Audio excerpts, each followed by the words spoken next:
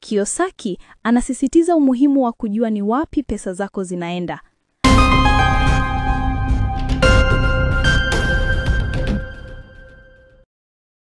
Kila siku unaamka mapema, unakimbizana na kazi, unalipwa mshahara, lakini je, unajua kwamba unajenga utajiri wa mtu mwingine?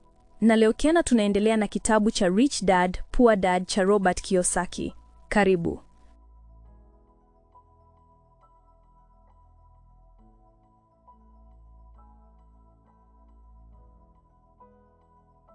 Sura ya 3, Mind Your Own Business. Shughulika na biashara yako mwenyewe inafundisha kanuni muhimu sana ya uhuru wa kifedha. Robert Kiyosaki anasisitiza kuwa watu wengi hutumia maisha yao yote wakijenga ndoto na utajiri wa watu wengine kupitia kazi zao, badala ya kutumia kazi hizo kama ngazi ya kujenga biashara na mali zao binafsi.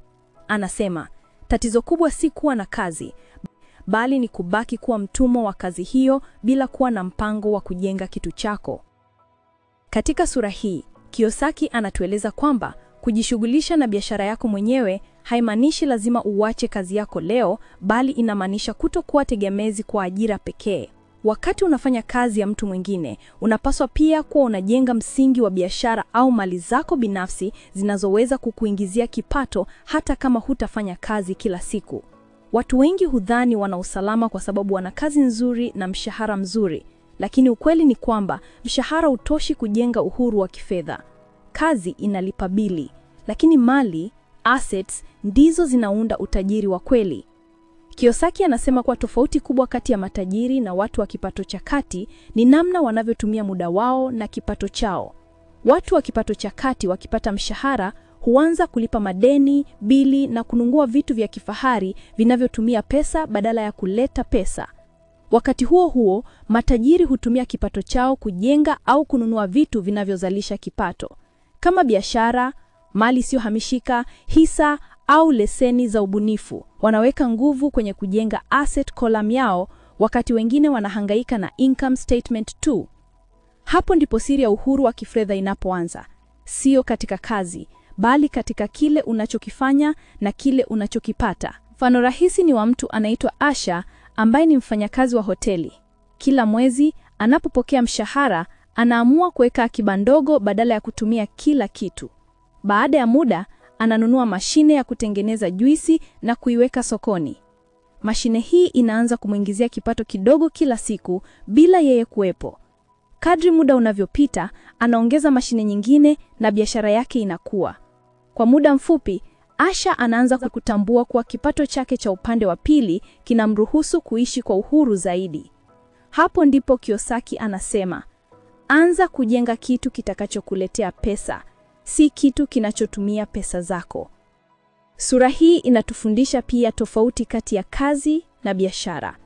Kazi ni mahali unapopata kipato cha muda mfupi ili kulipa mahitaji ya sasa, lakini biashara ni chanzo cha kipato endelevu kinachoweza kuendelea hata kama haufanyi kazi moja kwa moja.